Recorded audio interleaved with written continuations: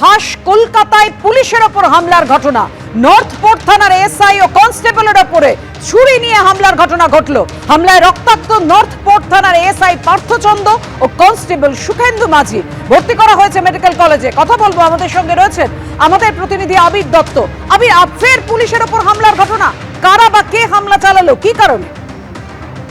দেখো, যেটা জানা যাচ্ছে আজকে রাত 8:30 নাগাদ নর্থ পোর্ট থানা অঞ্চলে এই ঘটনা ঘটেছে এবং একটি জায়গা থেকে খবর পায় পুলিশ যে স্ট্যান্ড ব্যাংক রোড, সেখানে একটি মদের দোকান, তার সামনে গন্ডগোল হচ্ছে।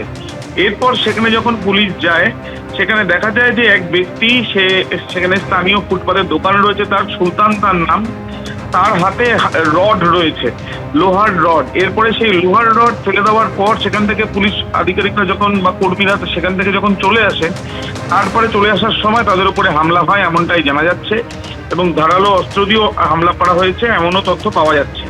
পুলিশের তরফ থেকে জানানো হচ্ছে যে এসআই পার্থচন্দ্র সে হাসপাতালে ভর্তি রয়েছে এবং তার সঙ্গে সঙ্গে সুখেন্দু মাঝি যে কনস্টেবল, তিনিও আহত হয়েছেন সামান্য।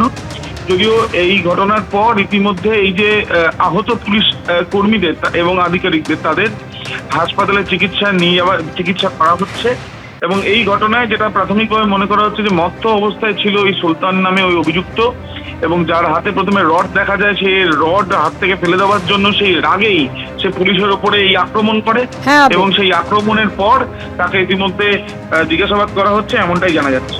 ধন্যবাদ তোমায়। মহারাষ্ট্র ভোটে রাহুলের ম্যাচ ফিক্সিং অভিযোগ ঘিরে তোলপাড়। 5টি ধাপে রিগিং এর অভিযোগে সরব হয়েছেন Rahul Gandhi. Rigging match fixing এর মতো, যেখানে প্রতারকরা জিততে পারে। এতে গণতান্ত্রিক প্রতিষ্ঠানগুলির প্রতি মানুষের বিশ্বাস নষ্ট হয়। মহারাষ্ট্রের ম্যাচ ফিক্সিং এর পর বিহারে হবে, অভিযোগ লোকসভার বিরোধী দলনেতার।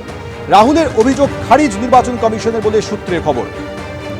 অভিযোগ ভিত্তিহীন, দাবি নির্বাচন কমিশন সূত্রে। কমিশনের এই জবাবে ফের আক্রমণ করেন রাহুল গান্ধী।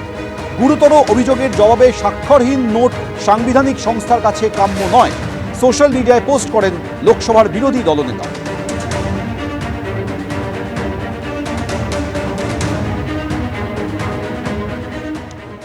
মহারাষ্ট্রে ভোট হয়ে যাওয়ার পরে রাহুল গান্ধী বুঝতে পেরেছেন 2026 সালে বাংলায় বিধানসভা নির্বাচনও একই খেলা খেলার চেষ্টা হচ্ছে। কটাক্ষ কুণাল ঘোষের।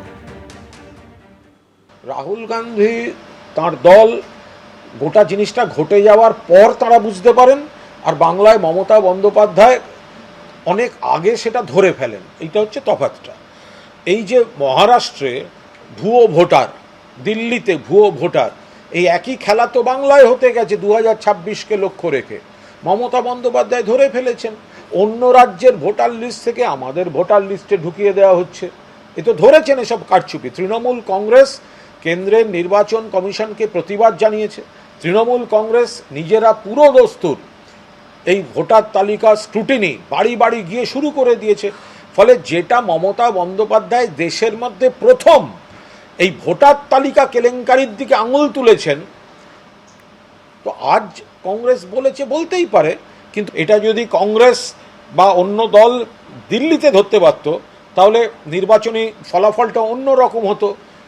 আর মমতা বন্দ্যোপাধ্যায় এখানে পশ্চিমবঙ্গে চক্রান্তটা হওয়ার সময় ধরে ফেলেছেন।